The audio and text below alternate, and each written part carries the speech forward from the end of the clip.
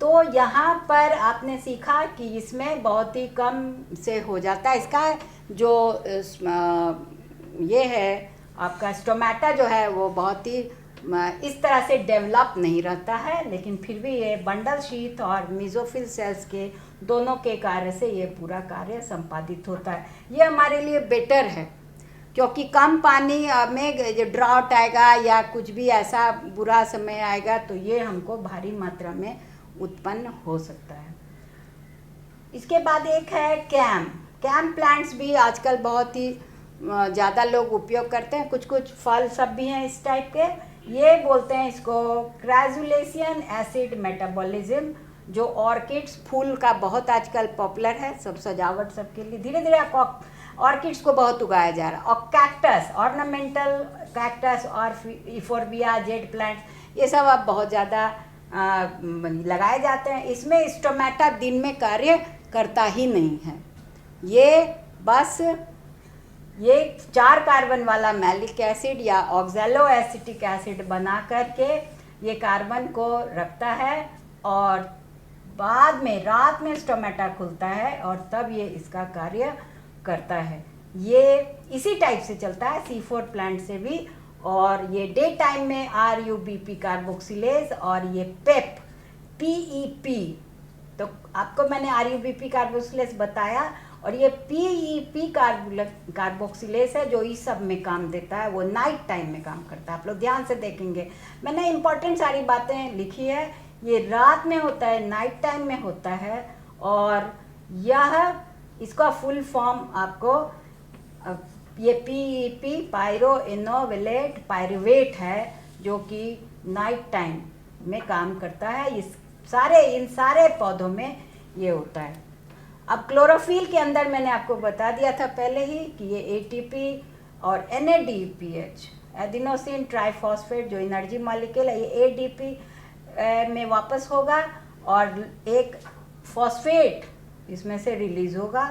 और यहाँ देख रहे हैं कि NADPH का जब सारा काम हो जाता है तो बाद में ये NADP में कन्वर्ट होता है। इन सारे जो रिएक्शंस थे इसको मैंने एक छोटा सा बॉक्स बनाकर आपको सम अप करने का कोशिश किया है।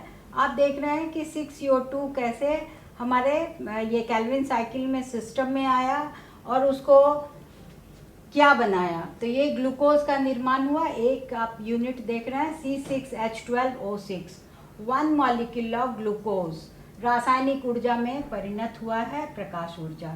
तो ये आपने देखा।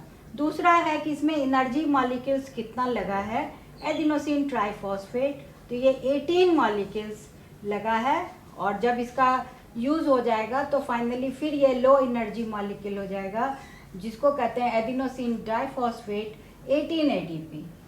इसके बाद आपने सबसे पहले मैंने बताया था कि क्लोरोफिल में ATP और NADPH जो है वो फोटोलिसिस के बाद ये हमारा प्रोडक्ट प्राप्त होता है।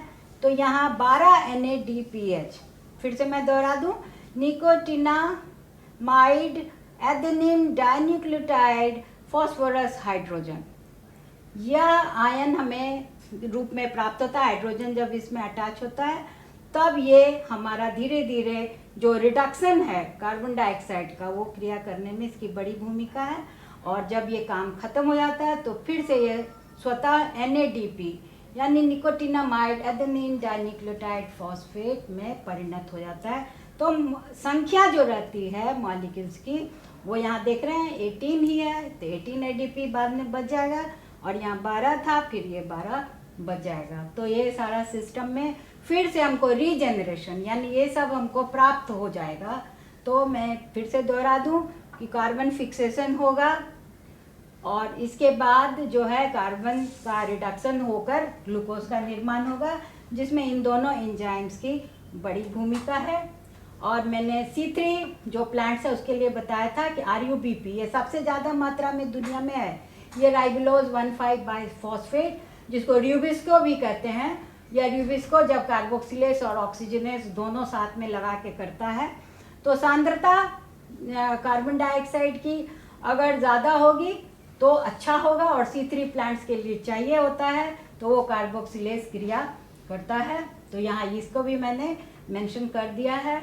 और अगर ये एक बताया कि एक निरर्थक क्रिया भी हो जाती है इसके अंदर, कभी कभी ये ऑक्सीजन का रिएक्शन करने लगता है, ऑक्सीजनेस, और तब ये प्रकाश श्वसन करने लगता है, जो एक बोझ है। ये इसी को कम करने के लिए वैज्ञानिक लोग प्रयासरत हैं कि ये प्रकाश जो श्वसन क्रिया है इसको थोड़ा कम कर सकें, तो और भी बेहतर ये C3 प्लांट का जो उत्पादन होगा।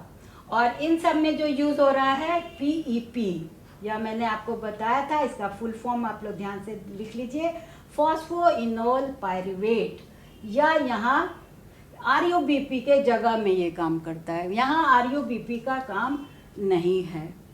डियर स्टूडेंट्स, आज हम लोग जैव प्रक्रम को आरंभ करके मुझे काफ़ी अच्छा लग रहा है कि प्रकाश संश्लेषण क्रिया जो सबसे हमारी जीवनदायी अभिक्रिया है, जिससे हमारा जीवन चलता है सारे कंज्यूमर्स का, क्योंकि प्लांट्स प्रोड्यूसर्स हैं, तो ये सूर्य ऊर्जा को कैसे ट्रैप करके हमारे लिए भोजन तैयार करती है, इसको हम लोग समझे हैं। तो आप लोग इसको सबसे पहले तो आपने सीखा कि कैसे ये सूर्य की किरण को कैसे ट्रैप करता है। तो क्लोरोफिल जो है, जिसमें मैग्नीशियम सेंट्रल आयन है, जो ये ट्रैप करने की क्षमता रखता है, और इस प्रकार से ये फोटोलिसिस करके वाटर को तोड़ के एनर्जी को अंदर ट्रैप कर लेता है। इसमें क्लोरोफिल में NADPH और ATP ये सब संश्लेषित होता है, और इनका एंजाइम्स का मुख्य रोल है। और इसके आगे आपने देखा कि कैसे आंतरिक जो रचना है पत्ती की, जो पत्ती ही सारा कार्य करती है, प्रकाश संश्लेषण क्रिया हो या श्वसन क्रिया हो या वाष्पोत्सर्जन की क्रिया हो, तो ये सब हम लोग सीखने वाले हैं। तो अभी हमने पोषण वाला पोर्शन किया, तो इसलिए हमने प्रकाश संश्लेषण में भोजन के निर्माण की क्रिया सीखी, और आंतरिक संरचना में हमने क्लोरोफिल को देखा, क्लोरोफिल का कैसा कितना ज़्यादा मात्रा में है और कैसे वो कार्य करता है। वो हमने एक क्लोरोप्लास्ट को इलेक्ट्रॉनिक जो हमारा माइक्रोस्कोप के द्वारा देखी गई रचना को भी मैंने समझाने का प्रयास किया कि ग्राना कैसे ट्रैप कर रही है, और फिर बाद में स्ट्रोमा में जो भीतर है इंटरनल, तो लाइट रिएक्शन जो है वो ग्राना में हुआ, और बाद में तो अब डार्क रिएक्शन में लाइट की आवश्यकता नहीं है। इसका ये तात्पर्य कदापि नहीं है कि ये दिन में नहीं होता, ये हर समय चलते रहता है ये डार्क रिएक्शन, और स्ट्रोमा में यह भोजन बनने की क्रिया होती रहती है। फिर मैंने आपको दिखाया कि ये सब आवश्यक है, ये सब water and dissolve minerals, carbon dioxide, ये सब इम्पोर्टेंट रॉ मटेरियल्स है, जिनके द्वारा निर्माण होता है रासायनिक ऊर्जा जो यूनिट है ग्लूकोज का, ये मैंने बताया।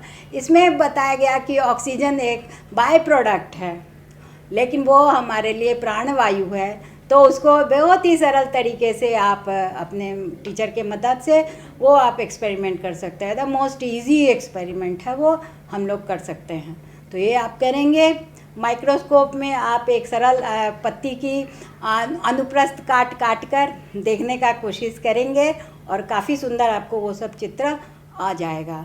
और तब हमने सीखा कि केल्विन साइकिल, तो ये मैं डिटेल में नहीं पढ़ाई, मैं मुख्य इसके बारे में आपको बताई। C3 प्लांट्स कौन टाइप्स है, वो कैसे कार्बोक्सिलेस, ऑक्सीजनेस, RUBP के द्वारा, और सबसे ज़्यादा मात्रा में वही है इस दुनिया में, इस वातावरण इसमें, और वो कैसे हमारा C3 प्लांट्स को कार्बन फिक्सेशन करके ग्लूकोज का निर्माण करता है रिडक्शन के द्वारा, और बाद में हमें सारे एंजाइम्स पुनः प्राप्त हो जाते हैं।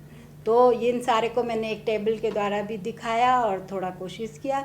और आपने C4 प्लांट्स जो आज ज़्यादा ज़रूरत है, क्योंकि बहुत ही सारा अनावृष्टि, अतिवृष्टि और ये सब मानसून में जो चेंजेस आया है, तो वैज्ञानिक इसके बारे में सोचते रहते हैं और इस पर अनुसंधान करते रहते हैं कि हम लोग मोर एंड मोर फूड कैसे बनाएंगे। तो इसका ये कार्य C4 प्लांट्स पर काफ़ी कार्य हो रहा है। साथ में हम लोगों ने देखा कि ऑर्किड फूल का आजकल बहुत ज़्यादा प्रचलन बढ़ते जा रहा है, और साथ में कैक्टस जो ऑर्नामेंटल प्लांट्स हैं, जेड प्लांट्स, ये सब का कैसे हम लोग आर्टिफिशियली कर सकते हैं, ये सब करते हैं। फिर ग्रीन हाउस इफ़ेक्ट के द्वारा हम लोग आर्टिफिशियल ताप पैदा कर सकते हैं, और टमाटर, शिमला मिर्च, ये सब ज़्यादा से ज़्यादा उगा सकते हैं। इन सब पर बहुत सारा रिसर्च वर्क सब चलते रहता है।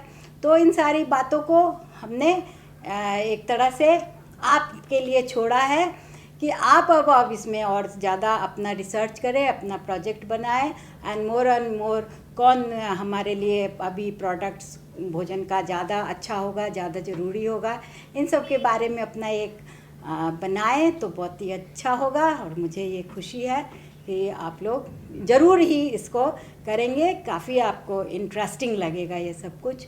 तो फिर से आपका बहुत ही धन्यवाद है।